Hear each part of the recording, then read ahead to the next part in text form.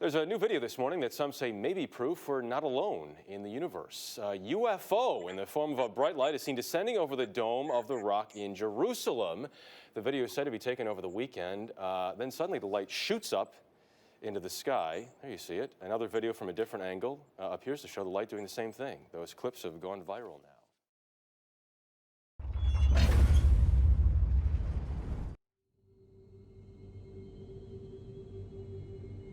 On January 28, 2011, multiple witnesses witnessed what appeared to be a UFO hovering above Temple Mount, flashing twice and then moving off at a tremendous speed in a vertical ascension. Most people are unaware of the flashing red lights visible above that moved in a circular pattern before fading. Because of the magnitude of the incident and the implications of the claims that it was both real and a hoax, the SEPI Agency have decided to conduct a special investigation into this.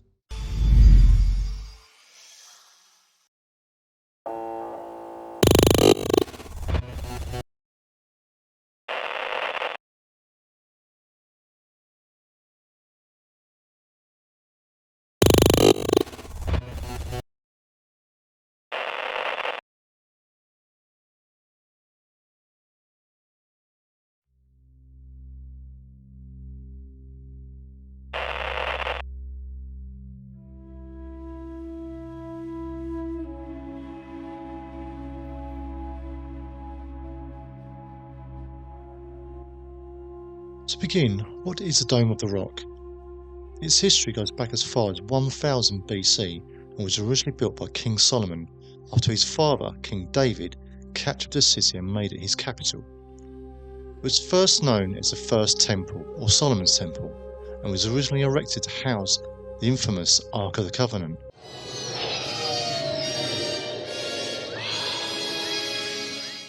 Which allegedly contained the Ten Commandments. However, the Babylonians destroyed the first temple around 586 BC, and 70 years later a second temple was constructed over the same site. The second temple, however, met the fate of the first and was destroyed by the Romans in 70 BC following the failure of the Great Revolt. The original dome collapsed in 1015 and was rebuilt again in 1023 AD. The famous gold dome you see today was only added as recently as 1959, which took 2 years to complete. In 1119 AD, the Knights Templar took residence during their Christian Crusades, where it's rumoured they had either discovered or returned the Ark of the Covenant. That is a very interesting piece of the jigsaw for us, but that will be covered in another investigation. How is this relevant to the UFO sighting? As you'll see, everything is connected. Let's now take a look at the actual UFO footage a little more.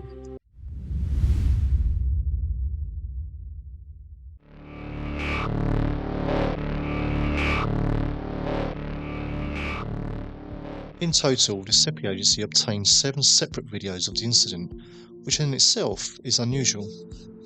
The first is perhaps the most well known as it appeared on mainstream media in February 2011.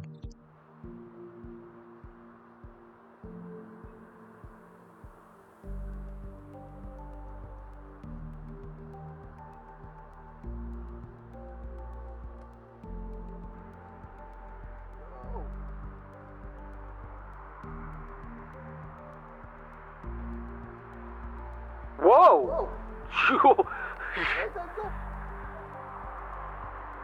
What most people have not seen is this part of the clip showing several objects rotating around. Are these multiple objects or one mothership? יש קבוצה שלמה שם, תראה.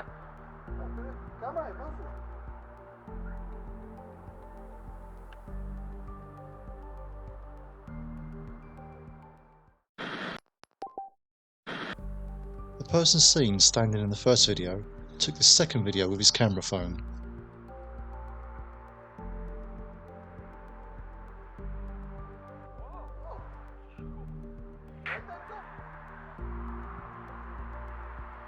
Again, note the lights in the sky that rotate before disappearing.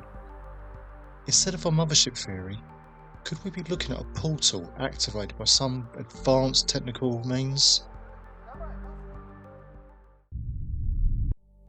This third clip is one of the closest angles taken and was filmed by a group of Israeli teens after a birthday party and published the 1st of February 2011.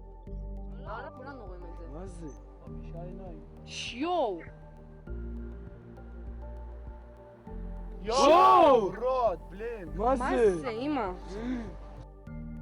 Again, note the strange red lights enhanced here.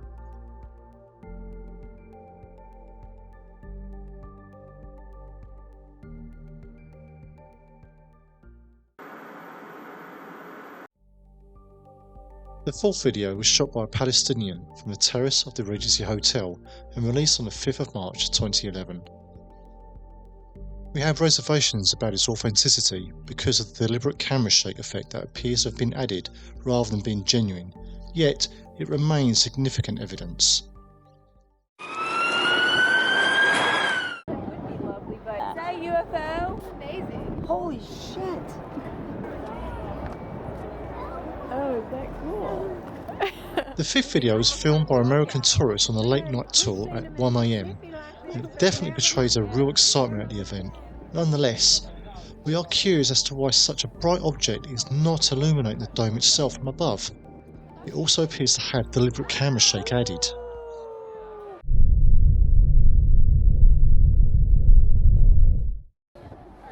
The sixth video is again filmed by the same group of American tourists and again captures their amazement at this sight. This video does show the glow better on the dome and the red lights are also captured better here.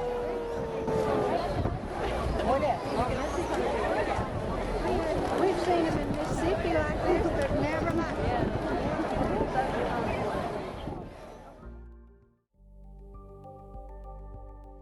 And now we have the seventh clip, which we've deliberately kept until the last because it is so compelling that doubts of its authenticity are high. Please watch its entirety. It is 1 minute 32 seconds long, and we apologise for the awful music and the sound quality.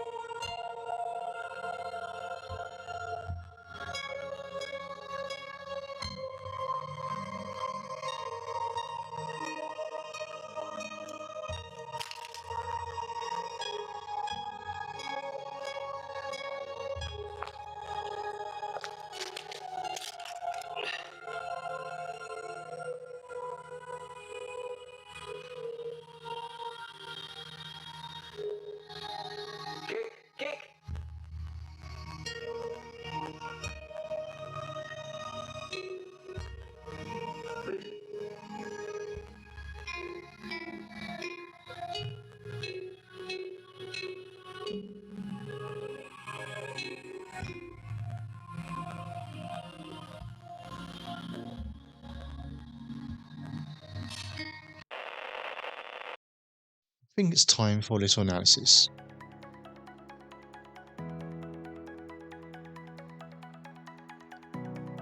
So let's take a look at the dome's dimensions a little closer.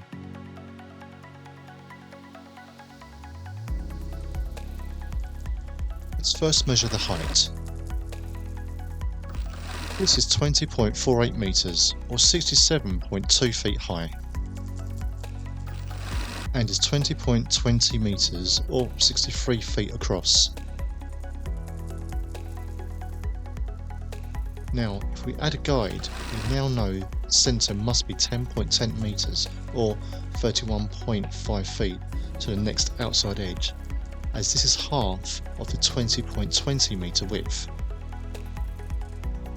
Using a still from one of the original videos, let's overlay that with our diagram for a rough comparison of the UFO size. Here's the UFO highlighted, so let's now bring our shape down to scale and return our guidelines to help us measure the object. If we transpose the object numerous times, we can see it can fit between the centre and the outside guideline approximately 3 times, resulting in a diameter of around 3.4, which is smaller than the size of an average car. So it certainly would not be this. As you can see, this is far larger than 3.4 metres across. Let's take another look at a UFO descending near the dome of the rock, but strangely not directly over it as seen in the other videos. Note now how far away the dome appears to be. Okay, one last time.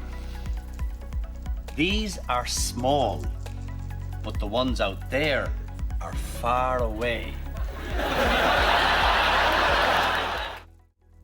So, I believe it is safe to conclude that the UFO in this video was either closer to the wall and further away from the dome, or that its scale differed very much from that of the other videos. In any case, the validity of it has now been called into question. Also note that some effort has been made to add light to the top of the dome itself. We find this highly suspicious, and therefore this video cannot be considered as evidence.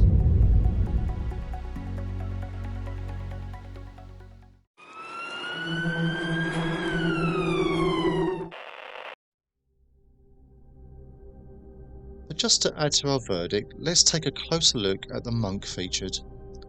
We find it peculiar that a monk, who appears to be a Trappist monk, would be strolling alone around 1:45 in the morning at this location.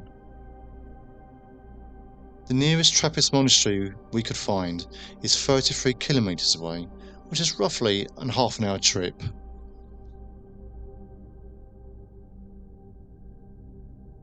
And now we observe the monk dropping his keys in front of the witness, who, unlike anyone else, does not appear to notify the monk that he's dropped his keys. Wouldn't it be a more realistic response for anyone who's dropped their keys, let alone a monk, to let them know? Again, we find this improbable, which is the second reason we feel this video is false.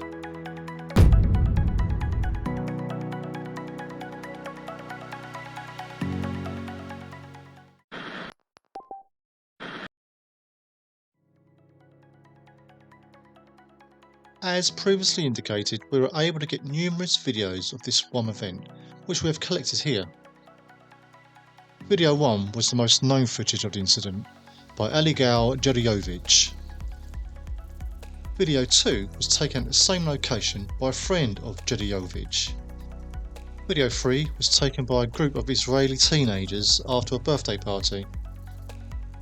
Video 4 was recorded from the terrace of the Regency Hotel. Video 5 was videoed by American tourists on a late night religious tour. And finally, the last video was also recorded by another member of the same American tour group. What we'd like to accomplish here is determine whether the videos all show the same thing at the same time. So let's compare the first two, which were recorded at the same spot just outside the city of David.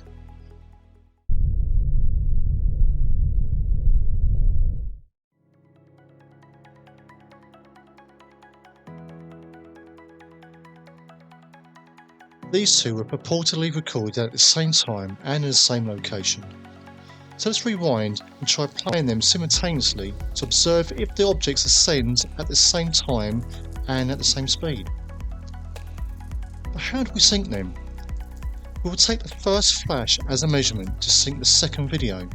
In theory then, the second flash and the movement should occur at the same time. Let's see.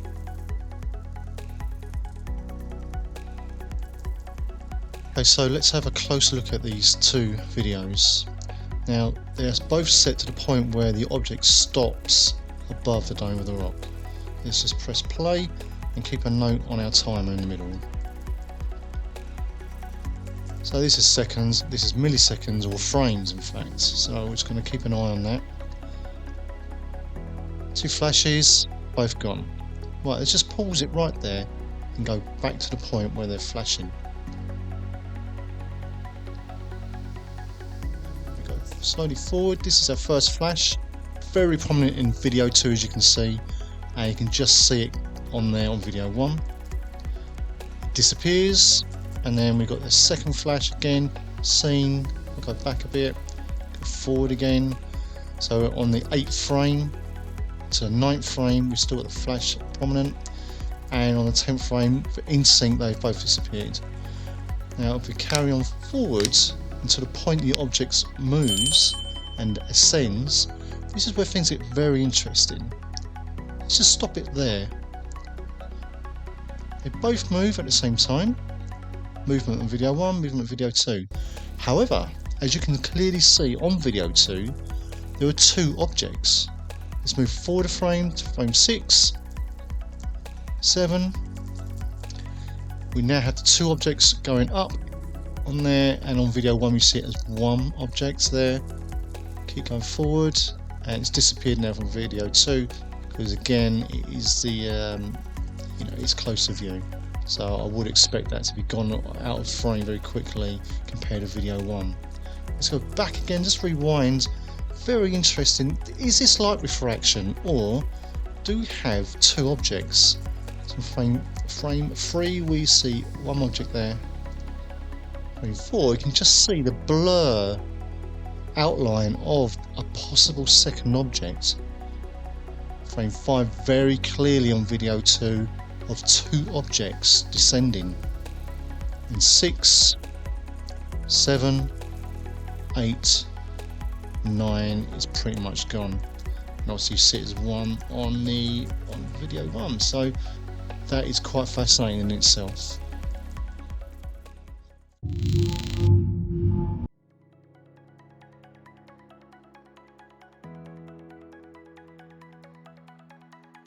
Let's revisit video 2 and bring up videos 3 and 4 for assessment. And again, let's invert these videos so we can see the light sources far clearer and see the flashes and the movement of the objects, just like we did in the previous clip.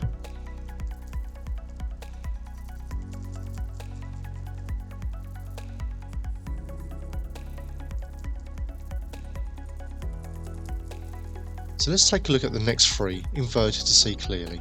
Video 2 will be used as a measure of the first flash to which video 3 and 4 has been sequenced. Let's study this now together. Now, see my time, I've got it at 5:17. I'm just going to rewind that. Back a bit to begin the timer, and let's just play the sequence. Boom. Pretty well synchronized. Let's just rewind that a bit more, go back again, and let's go back to the first flashes. Now, go back to my marker when the first flash occurs.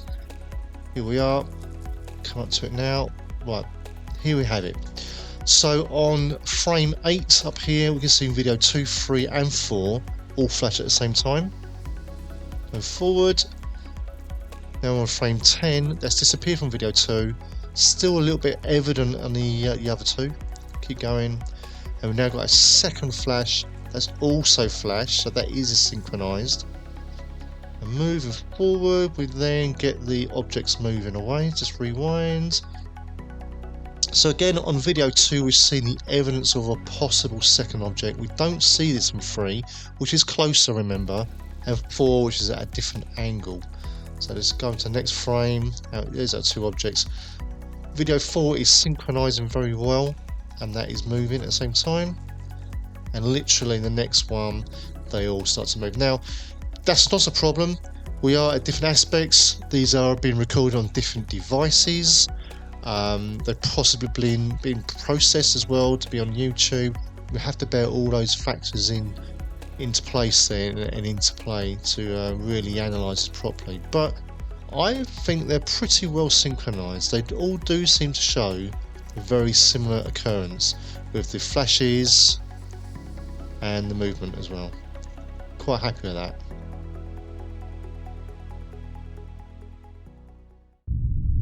Now let's look at the 2 videos recorded by the late night American tourists very close to the Dome of the Rock. Bear in mind that these both share the same audio, but show 2 different themes. As usual, let's invert the view and take a closer look. Let's first observe the objects moving off at the same time. This happens at 0207, but video 5 is void of any flashes. Let's now dive into that a little deeper. Okay, so let's have a quick look at this in a bit more detail on video 5. So it starts off with a nice zoomed in view before panning out very conveniently and up. I'll just zoom up to where my marker is, where it first moves. Here we go, gone. So just go back again. Note there are no flashes. This is the only video that doesn't show any flashes whatsoever. Bearing in mind that video 6 is recorded by the same people from the same location, that does show flashes. This has got no flashes. Also note here that the dome is not illuminated in any way, shape or form by this very bright object. Let's go by frame, zooming in. So as you can see now, the movement is replicated by these faded objects. Next frame they are flanking the two brighter ones, and off the screen it goes. It's all over really in about 6 frames. I don't really see that as a natural occurrence. Again, as I said, there's no light on the dome, and this is meant to be a very bright object. And more crucially, just going back again and forward, there's no flashes before it leaves.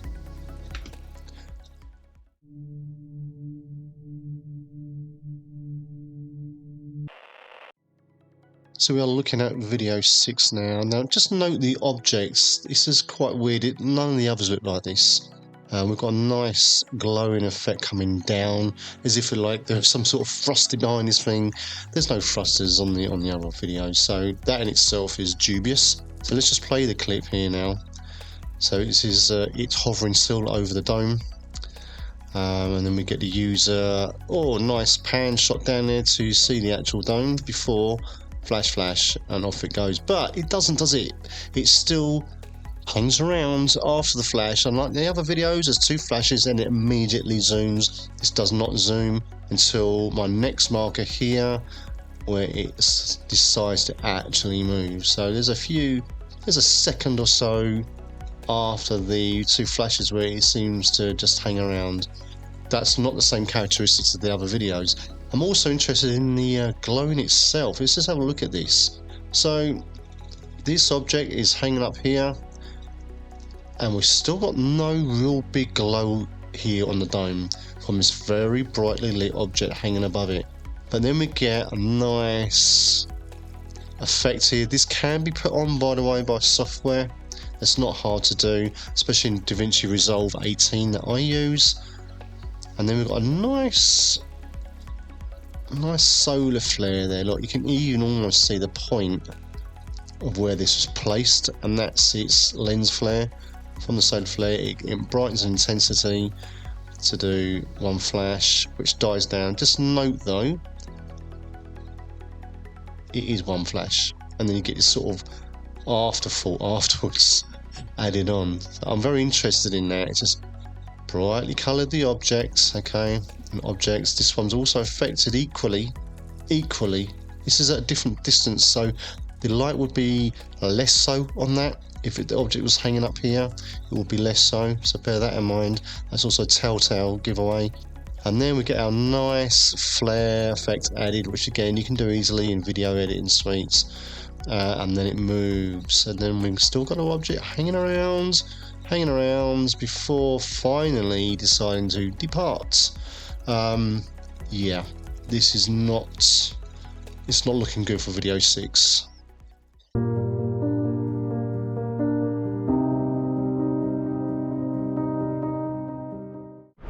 Well, we have some breaking news. We believe we have found an anomaly that proves that videos 5 and 6 aren't real, and the proof is within the audio itself. Let's examine the audio in greater depth. So let's look at this audio, just 1 minute. I think nighttime would be lovely, but is that UFO? Let's stop right there. We've already got 1 giveaway. Let's just rewind us to this section here. I think nighttime would be lovely, but Yes. I think the nighttime would be lovely, but would actually imply that this audio was done during the day and not at night time. Let's carry on. would be lovely, but is that UFO? Holy shit. I love this guy. Holy shit. Holy shit. Oh, is that cool? You can almost hardly look at it. Now here, you can almost hardly look at it. Well, as you can see, there's no brightness even illuminating of the gold-plated dome itself. So another issue with that audio there. Let's carry on. We've seen them in Mississippi like this, but never like. Now this is the really important giveaway. I want to rewind that. We've seen them in Mississippi like this, states a lady from Mississippi. Let's just play it again. Note that the UFO is still here. It's still hovering above the dome. That is a really important point to make. But never like.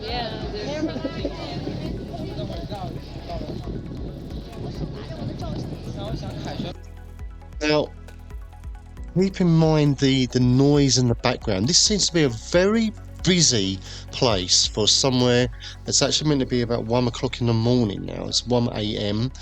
But this sounds busy. There's strong winds. There's hustle and bustle. This does not make sense at all. That, yes, okay, there may be nighttime guides. I would have thought it would have been a lot quieter. This is quite a residential area, but this is extreme lot of noise. Let's just listen back to that again. Hear that wind. And then the object moves and everybody collectively goes, oh, let's go back again.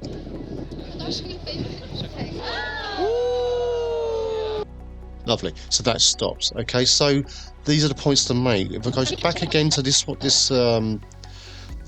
that this lady says here, this is a bit of a giveaway. I think the nighttime would be lovely, but Yes, I think the nighttime would be lovely. It probably would be lovely going to see, the Dome of the Rock and the nighttime lights. Of course, it would be, lady. It's you're saying that because it's daytime. It would be. And then we go back to the giveaway of we've seen them in Mississippi. How is this a giveaway? I'll explain in the next video in the audio analysis on video 6 where the evidence is. Let me just play that one more time. We've seen them in Mississippi like this, but never like. So bear in mind, she has said that while the UFO is stationary, hovering above the Dome of the Rock.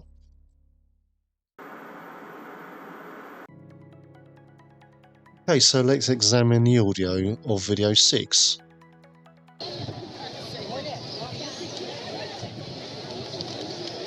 Lots of noise and hustle. Take note there, is that a UFO? Very faint. So it could suggest that the person recording this footage is slightly further away. We'll see, but let's just replay that a bit. Clearly, is that a UFO?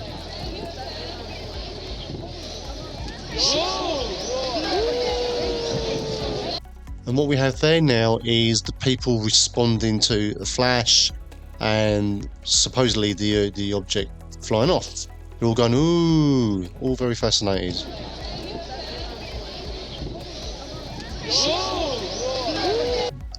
However, and this is the big however, how on earth did the people that put this together miss this?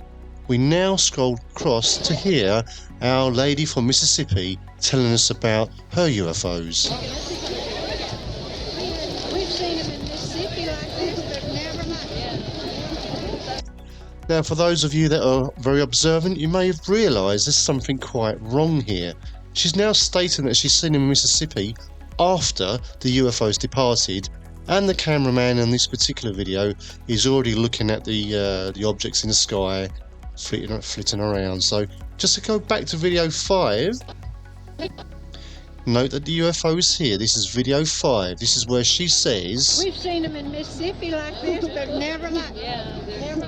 however, in video 6, the objects are already departed. Here's the flash, there's the who's, the woos, and this is where she says that statement again.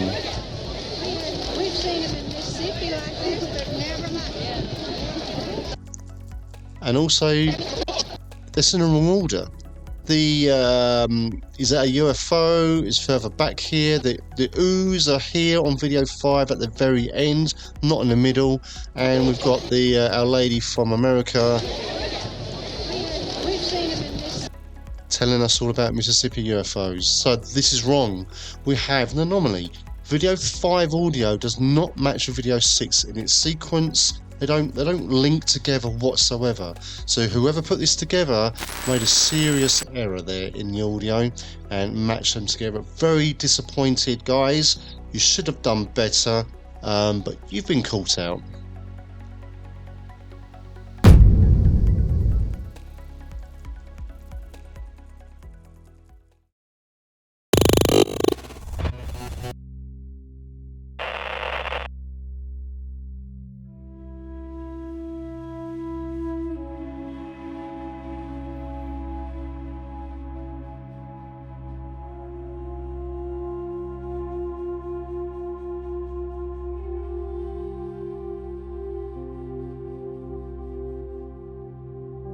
In any investigation, the people and evidence are crucial. We've spent a significant amount of time reviewing the available video evidence, but in order to contextualise this investigation, we must consider the key individuals behind it.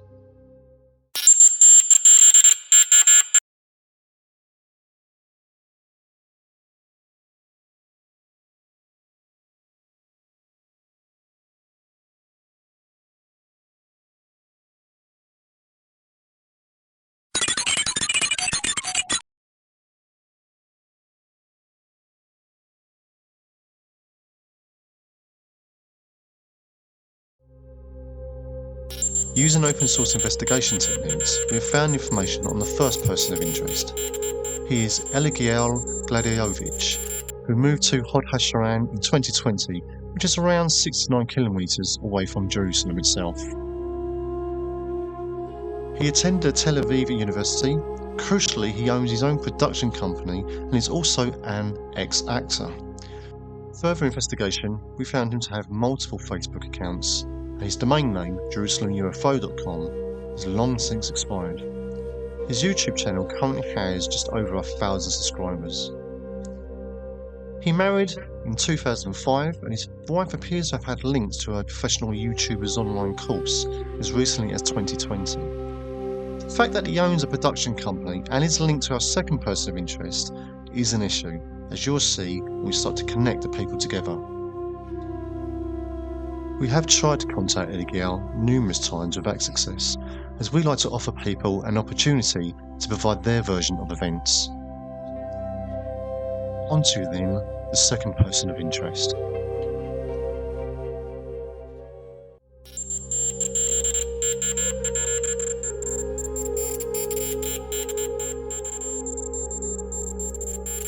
Very little is known about Golan Ardiv, who is also an ex-actor and has appeared with and is equated to Gladiowicz.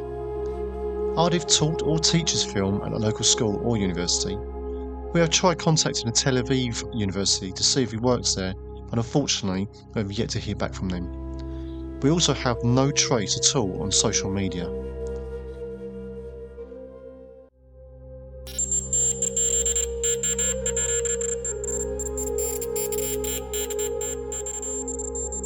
In video 3, we are given 3 names of the teenagers. However, we'd like to draw your attention to the driver that coincidentally looks very much like our first person of interest, Gladiowicz. The teenagers also turn out to be film students taught by our second person of interest, Ardiv. The person that uploaded the actual footage is known as Stig Dragholm, who we have contacted. Dragholm did respond and claims that the incident is divine in nature and happened to signify a new birth, and to provide direction to him as a son of God himself. Just how many second comings we've had, I don't know. If Dragholm is a second coming, where does that leave Rial? Unfortunately, none of this will stand up as proof, and therefore can only be judged as hearsay.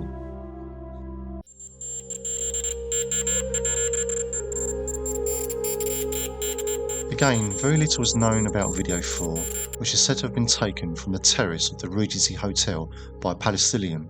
However, We have checked the facts on this and could not find a Regency hotel. After doing some digging, we found a hotel called Dan Jerusalem Hotel. We have contacted them and they have confirmed that they took over the Regency Hotel in August of 2010, not January of 2011. So at the time of the video, the hotel was actually called the Dan Jerusalem Hotel and not the Regency Hotel. Yet another inconsistency worth noting.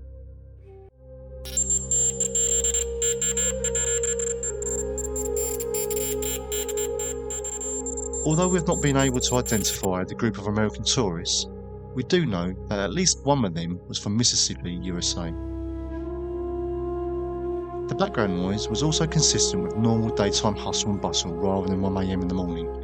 And to back that up, one of the parties actually heard saying, "I think the night time would be lovely, but..." Lastly, we must also remember that we highlighted the inconsistency of when the lady from Mississippi said that she'd seen these objects in Mississippi, but never like this. Remember, they didn't match. Videos 5 and 6 did not match the actual time in the video where she said that phrase. So that's bombshell evidence that these videos had been hoaxed. The two videos were also posted by possible fake accounts, as one was posted by 50nfit, which only has 351 subscribers with 2 videos. And the other was posted by Grunt Skull, who has another video showing this event, but he's decided to add crowd noise with cheering, which are not heard in any other of the videos at all. Clear evidence again of deliberate manipulation.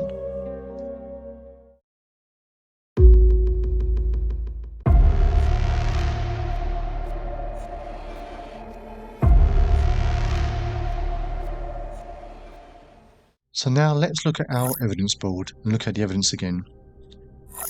So we have Jerusalem owns a production company and is an ex-actor. Ardiv, a film teacher and also an ex-actor. A group of Israeli teenagers who happen to be film students. The unknown Palestinian at the Regency Hotel. The first group of American tourists. And finally, the second group of American tourists. So let's start joining the dots. As we've seen, Jerusalem is a friend of and has acted with Ardiv, and they were allegedly together that evening. Ardiv teaches film where film students are taught, plus Jerusalem appears to be their driver at the time in question. Although we cannot connect anyone to the Regency Hotel footage, we can see that the camera shake effect has been applied, and the hotel's name was also wrong at the time. Again, we cannot directly link persons to the first group of tourists, however, we have proven that the video has been hoaxed as the audio has been added at a later date. And finally, the last group, which again cannot be linked to any one person, has also been proven to be manipulated, as the audio did not match the first group's audio. Remember, they were supposed to have been recorded at the same point, at the same spot, and yet they do not match. To sum up, Jerusalem is connected to Ardiv and the film students. The 3 students were indeed film students taught by Ardiv, plus Jerusalem is the possible driver in video 3, again another connection. Video 4 was not filmed at the hotel called the Regency, as it was in fact called the Dan Jerusalem in January 2011. No person has been found that claims to have recorded the event. Videos 5 and 6 have been shown to have had its audio added at a later date. Despite the events being filmed by the same group of people, the audio just does not match. Video 7 included the massive UFO, which we have proven was not real, as well as the proof of the intended acting by our mysterious monk figure. So regrettably, none of the evidence gathered supports this incident as a true incident, which is a crying loss because we really wanted it to be true. We had every intention of proving this as a genuine real occurrence in history, but we discovered proof to the contrary. Disappointed cannot even begin to define our feelings about this.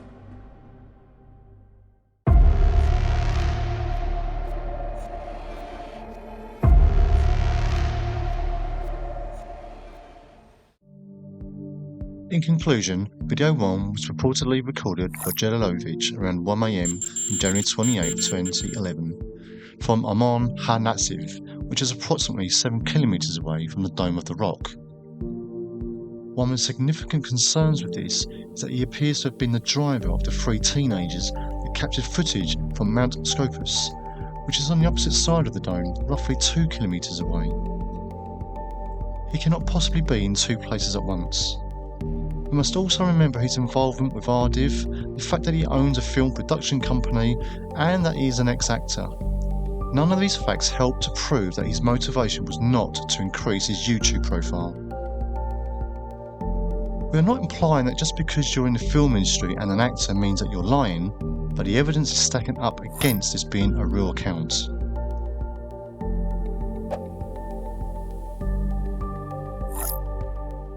In video 2, we see Ardiv's point of view, also taken from Amman Ha-Natsiv with Gledovovich. Again, we have shown that Ardiv was a film teacher. In an account given to Itay Elibim, who is a reporter at Channel 10, an Israeli news outlet, Ardiv had said he was present when Gledovovich filmed the UFO, but that he didn't know the teenagers. When asked if the teenagers went to the school where he taught, Ardiv changed his story and admitted that he did know them. Itay then asked Ardiv if he had a chance to talk to the students about their UFO video. Ardiv said it had been a busy day and that they were approaching final exams and was just too busy to talk to them. Again, we have inconsistency in the story, and again Ardiv is an ex-actor who has worked with Gledovovich and teaches film. We believe that he was pulled into this project to help increase their profiles within the industry.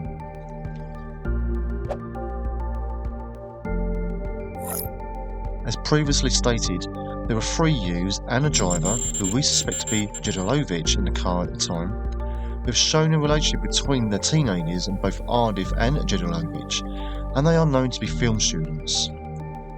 We believe these facts alone are sufficient for us to dismiss this as evidence.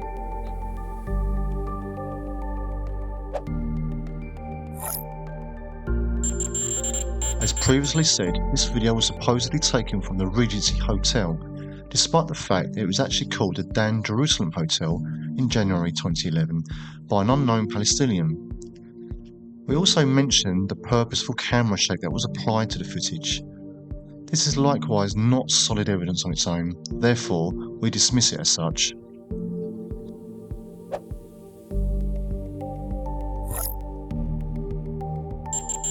We have stated that we strongly believe the audio was added later, as it appears to have been captured during the day. We've also revealed how the audio doesn't match the timings of video 6, despite the fact that they were recorded at the same time and location. Finally, unlike the others, it does not display the 2 typical flashes of light. Again, this is not strong evidence.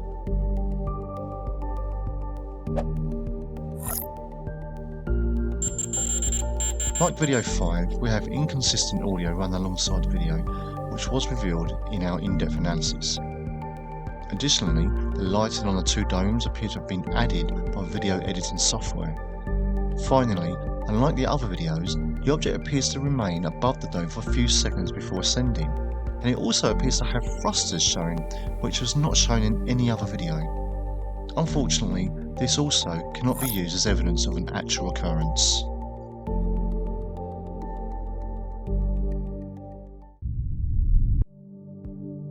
Then there's the entertaining spectacle of video 7, which has our mystical monk and the oversized UFO, which we previously established to be orchestrated beyond any reasonable doubt. Shame.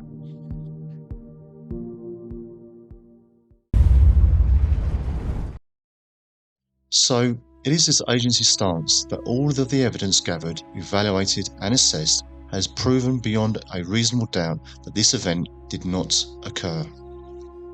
We began out hoping to establish that this was real and that all of the accusations about its authenticity were just cover-ups and fake news, but that wasn't the case here. No one is more disappointed than we are with our findings from this investigation, since we truly hope to establish that a large UFO event occurred in 2011 at this historical place, which might have had huge implications for religion and even been a sign of biblical proportions. But never give up. Don't believe we're alone, because we are not. Our cosmos is huge, occupying only a little portion of time and space. It's full of life and wonder. It's teeming with it. We are gods in our own right, and we have a lot to look forward to, even in these dark days. We invite anyone involved in this project to introduce themselves and speak to us. We are open to be challenged. However, before you do so, we would like to request that you review the evidence offered here again and refrain from providing us with yet more anecdotal proof, such as videos or audio evidence, since we will need more than that. Remember, we have proved the size of the object, we have shown that Jedilovich was in 2 places at once, we highlighted the inconsistencies in the Regency Hotel footage, we have shown that the audio in the American Tourist videos were added and indeed didn't even match each other, and that video 7 was simply a step too far with the amateur dramatics.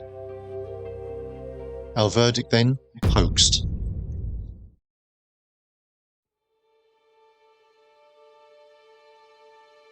The SEPI Agency will continue to expose falsehoods and share the truth with you. There is so much to convey, yet so little time. We hope you enjoyed the video. Please like and subscribe to our channel and leave a comment with your ideas or suggestions for future investigations, because sometimes normal cannot explain it.